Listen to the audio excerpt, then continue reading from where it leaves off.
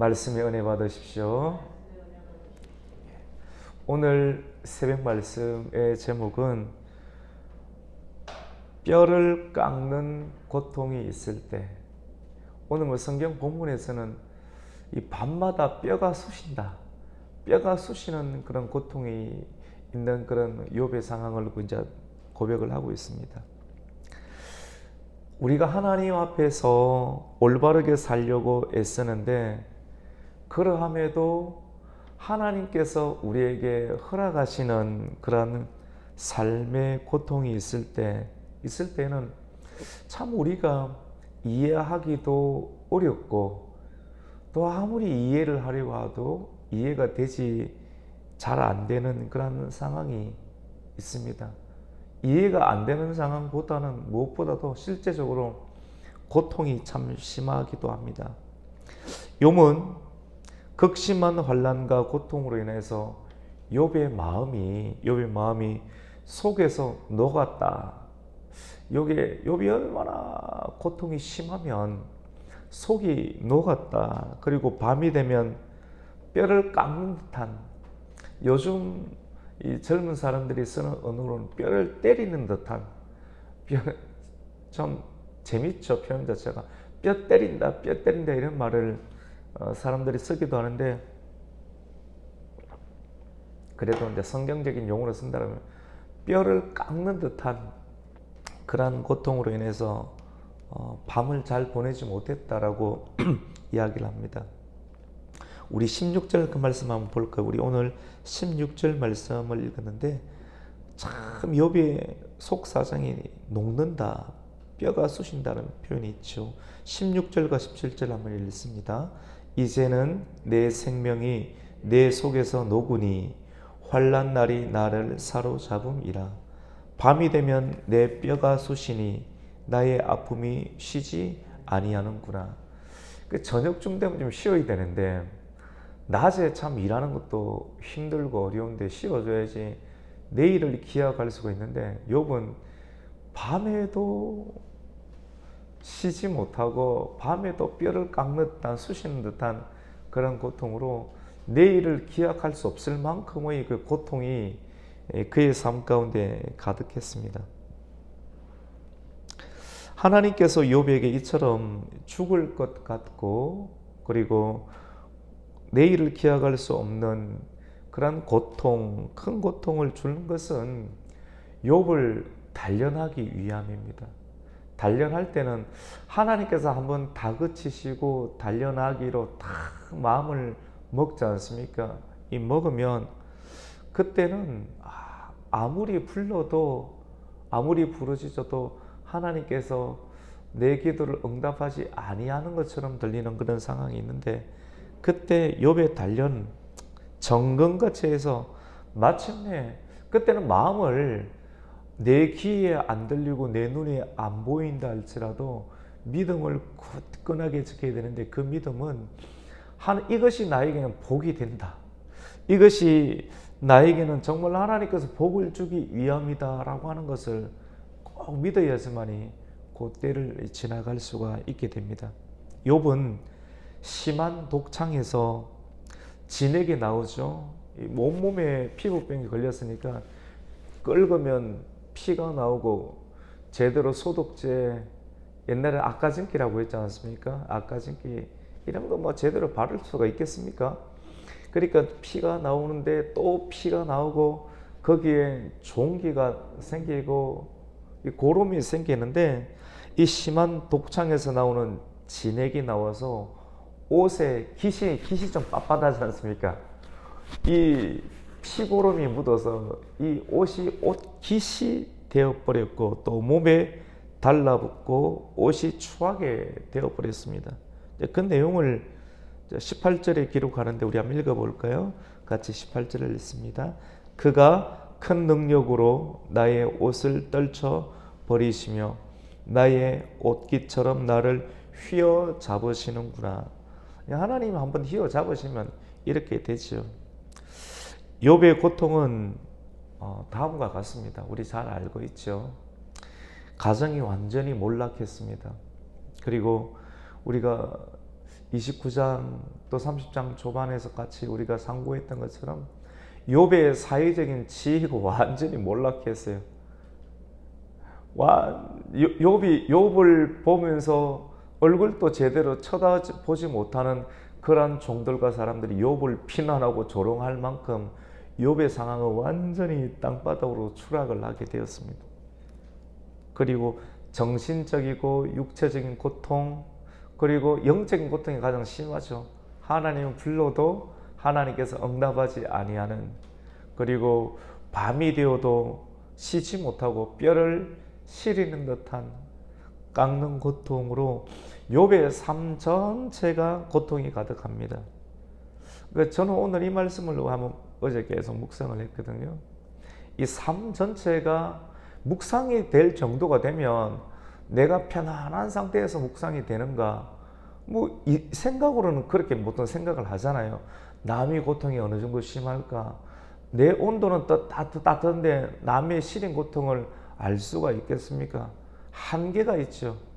정말 묵상이 되려고 하면 내 상황이 그 사람의 상황이 되어 있지만이 그게 피부로 와닿고 진정한 따뜻한 마음이 그 사람에게도 나갈 수가 있지 않겠습니까?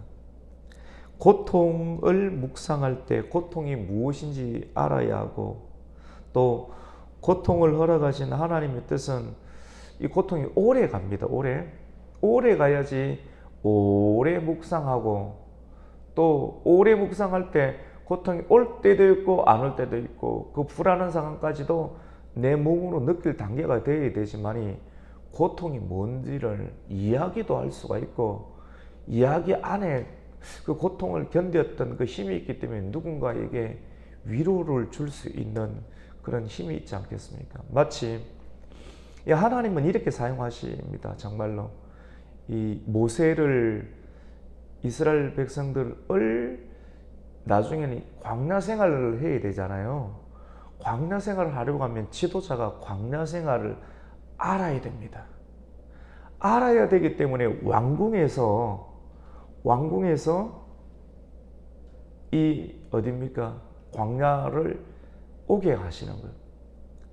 자기 인생의 입장에서 보면 내가 누군가를 도움을 주기 위해서 밀었는데 그 사람이 죽어버렸고 살인자가 되어버렸고, 그리고 광야로 쫓겨서 내가 그 사람을 밀치지만 알았어도 이런 생각을 늘 할 거 아닙니까? 그런데 물론 그런 생각도 해야 되지만도 성경을 깊게 묵상하고 내 삶을 하나님께 온전히 올려드리면서 보면 단순한 내 잘못만의 문제가 아니라, 내 실수만의 문제가 아니라, 내가 여기에 와야 되기 때문에, 이곳에 있어야 되기 때문에, 그리고 하나님께서 나를 이스라엘의 지도자로 세우셔야 하기 때문에 광야를 먼저 경험하고 체험하고 알게끔 하기 위한 40년간의 먼저 지도자의 그 고통이 주어짐을 보게 됩니다. 우리의 삶도 똑같습니다.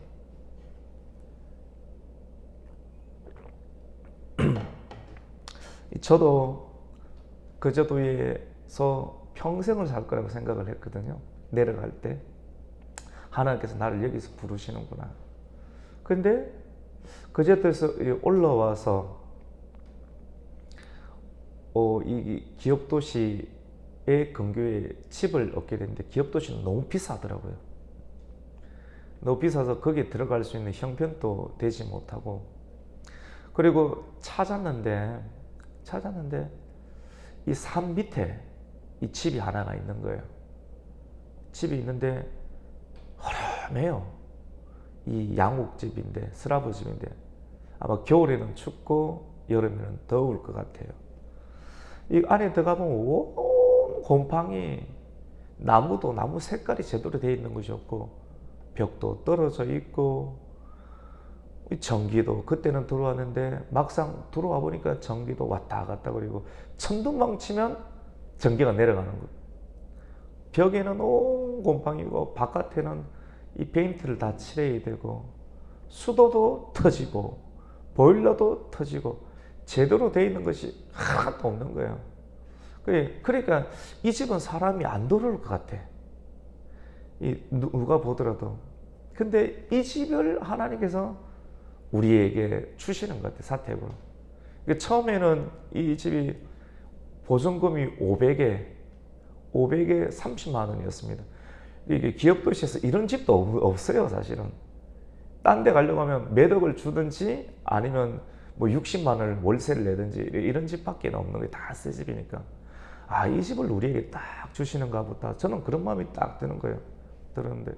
근데 살아야 되니까 다 고쳐야 되는 거예요. 일반 사람은 못 살 것 같아. 일반 사람. 그냥 사명이 있어서 들어가서 고쳐서 쓰면, 그래서 수도도 고쳐야 되고, 벽지도 고쳐야 되고, 벽지도 고치고, 장판도 해야 되니까, 이거는 맡겼어요. 맡길 수밖에 없어요. 제가 아직 그때는 거제에 대해서 목회를 하고 있으니까. 그 벽지하고, 장판하고 고치고, 그 다음 보일러도 이렇게 하나 놓아야 되고, 놓고, 그리고 와서 딱 보니까, 그래도 제가 손댈 게 참 많더라고요. 그래서 그 페인트를 사서 페인트를 계속 칠했습니다. 한 달여 가까이 아침부터 한 12시까지 제가 인부가 되었어요. 인부가. 계속 고쳤습니다.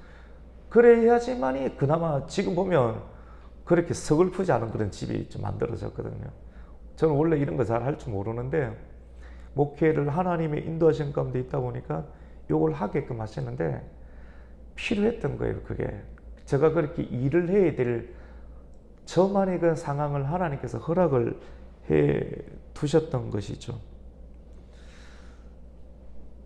근데 그래도 저는 이런 걸 보면 많은 사람들이 좀 서글펐을 거예요. 근데 저 마음 가운데는 진심으로 서글프지 않았었어요. 야, 이거 낭만이다. 낭만이다. 참 이거 하나님의 사역을 감당하면서 하나님께서 이런 상황도 나에게 허락하시구나. 저는 좀 반듯한 거 좋아하거든요. 집도 깨끗하고. 근데 하나님께서 이런 상황도 나에게 허락하시는구나.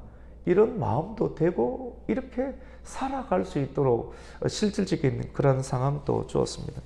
그래서 페인트도 계속 사와서 칠하고, 원래는 보증금이 500이고 30이었는데 이것저것 돈이 들어가잖아요. 그러니까 나중에는 어떻게 조정이 되는가 하면 보증금이 100만 원이 되는 겁니다.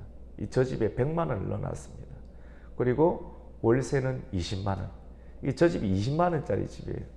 사실 5식구가 20만 원짜리 집이면 어느 정도 집이 꽉 무너져 있어야 되겠습니까? 근데 예쁘게 해놨습니다. 니스도 칠하고, 니스도 많이 칠해서 온 집을 제가 다 뜯어가지고 니스도 칠하고, 방충망 또 막 글루건 같은 거 가져와서 빵꾸난 데는 쫙 메우고, 또 청테이프로 메우고, 보면 웃긴데 그래도 재밌게 참 잘 해놨습니다.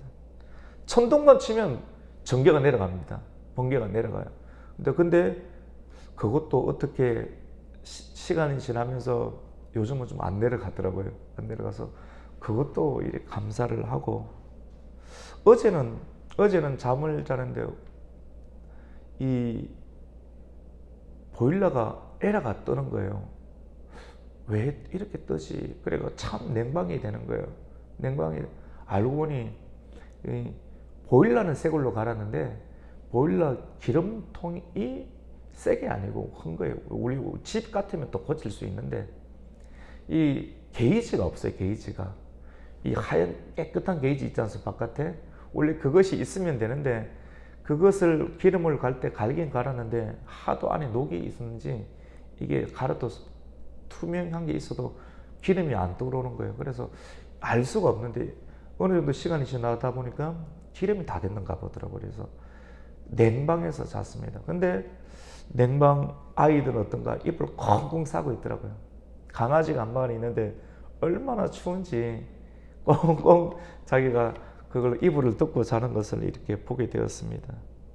근데 서글퍼야 되는데 안 서글펐어요.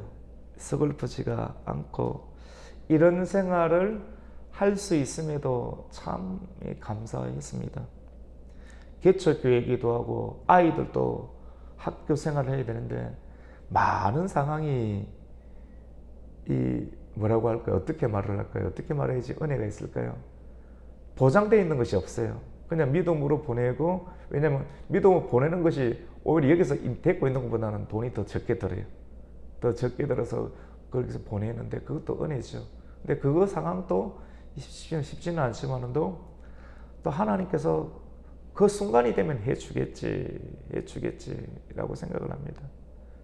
우리 강민이가 왔어요. 수술을 하려고 아내가 이제 어제 들어갔는데 잠을 누워서 잔 적이 없어요. 계속 서서 자요.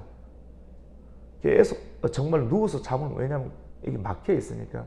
그래서 도저히 잠을 공부를 할 수가 없어서 이제 지난번에 와서 한번 수술을 하고 2차 수술을 할 수밖에 없으니까, 그래서 지금 가 있는데 그것도 그냥 하나님께 맡기는 겁니다. 맡기고 안석을 풉니다. 근데 냉방에서 지낼 때 이런 생각을 했어요. 원주가 이래도 추운데 저 북한 땅에 있는 사람들은 얼마나 추울까. 그리고 이 생각이 또 들더라고요. 조선시대 사람들이 어떻게 저 겨울들을 지내왔을까. 이게 생각을, 이 욥기 말씀을 생각하면서 따뜻한 데 있을 때 다른 사람들의 고통을 진짜 체험할 수가 있겠습니까? 이 한계가 있습니다. 그 위로를 한다 보면 엘리바스처럼 위로할 수밖에 없어요. 이 고통 당하는 사람이 위로가 전혀 안 되고 신경질이 나는 거예요. 신경질이. 아프리카에서 먹을 것이 없고 마실 물이 없는 그런 사람들, 그리고 북한 땅에서 정말로 복음 때문에 차디찬 벽들 속에서 하루를 지내는 사람들이 찬송을 부르는데 그 찬송이 어떠할까?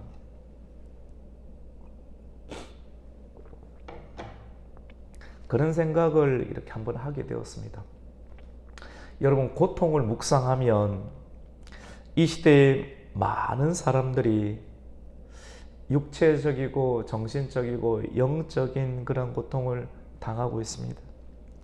우리 하나님은 우리의 고통의 문제를 해결해 주시기 위해서, 이 고통의 근원의 문제를 해결해 주시기 위해서 하나님께서는 이 땅 가운데 오셨습니다.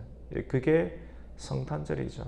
사람들은 성탄절을 자신의 쾌락과 기쁨을 위해서 마귀 사탄이 뿌려놓았던 문화적 상황 가운데 자기를 던지는 경우, 불나방처럼 던지면서 성탄의 본질적인 의미를 희석시키는 경우가 많지요. 욥은 자신의 손과 힘으로 타인의 고통의 문제를 외면하지 않았습니다. 욥은 좀 건강하고 모든 것이 좋을 때 어려운 사람들을 보면 도와주고, 또 빈민들을 세워주고, 억울한 누명을 쓴 사람들을 자기가 풀어주는 일들을 이렇게 감당을 하게 되었습니다.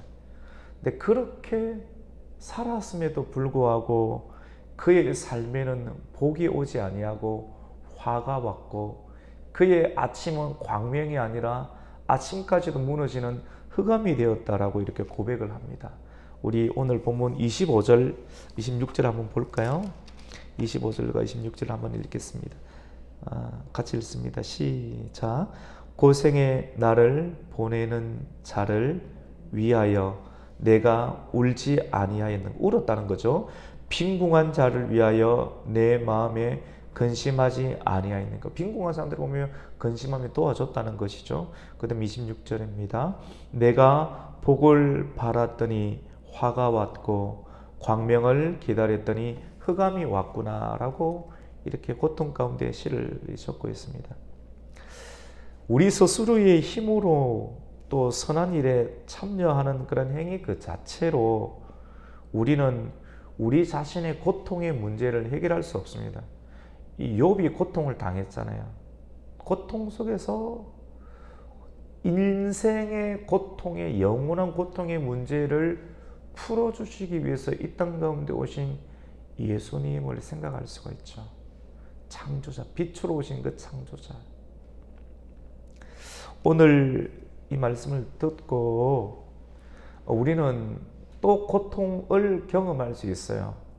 전쟁을 겪든지 질병을 겪든지 아픔을 겪게 될 수도 있는데, 오늘 이 말씀을 통하여서 말씀을 지키면서 나아갈 때, 말씀을 따라가면서 갈 때, 환난과 고통을 당할 때 영원한 세계를 소망하십시오. 영원한 세계를 소망하시고 말씀을 지키고 있는 그 자체가 복입니다. 이 말씀이 최고의 단계예요, 여러분. 이게 당장은 안 하다 할 수 있습니다. 말씀을 지키면서 고통을 당하는데 말씀을 지키면서도 고통을 당할 수가 있고, 고통 속에서도 말씀을 지키고 있는 그 자체, 그것이 복이라는 겁니다. 오늘 이 말씀을 꼭 묵상하십시오. 말씀을 지키고 있는 것 자체가 복인 줄 알고, 그리고 인내하면서 더욱더 신앙의 인격과 또 경건을 끝까지 이루어내면서 말씀을 버리지 아니하고 신앙을 버리지 아니하고 경건까지 이루어가는 그런 믿음의 정진과 성장을 멈추지 않고 끝까지 감사로 오늘 하루도 살아낼 수 있는 저와 여러분이 되시기를 예수님의 이름으로 축복합니다. 아멘. 하나님 감사를 드립니다. 오늘 이 아침 또 우리를 불러주시고 또 새벽을 깨우며 욥기의 30장 말씀을 상고할 수 있는 귀한 은혜를 주심을 감사합니다.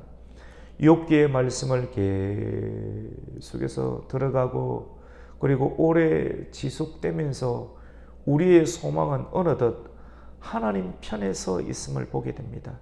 천국에 가 있음을 보게 됩니다. 우리의 육신은 나그네가 되고, 나그네 같은 이 인생 속에서 우리의 소망을 어디에 두어야 될지, 고통 많은 이 세계 속에서도 영원한 하나님의 세계를 우리가 바라볼 수 있고, 그리고 끝까지 하나님의 말씀을 붙잡고 말씀을 버리지 않는 하나님의 복을 주심을 감사합니다. 복이 무엇입니까? 건강이 복입니다. 복이 무엇입니까?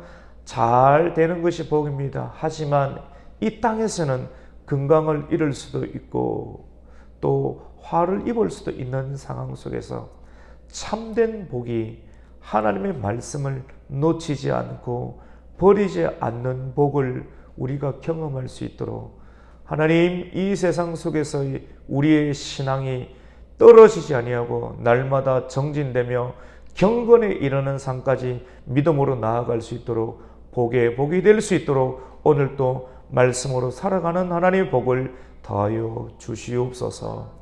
예수님의 이름으로 기도드립니다. 아멘. 하늘에 계신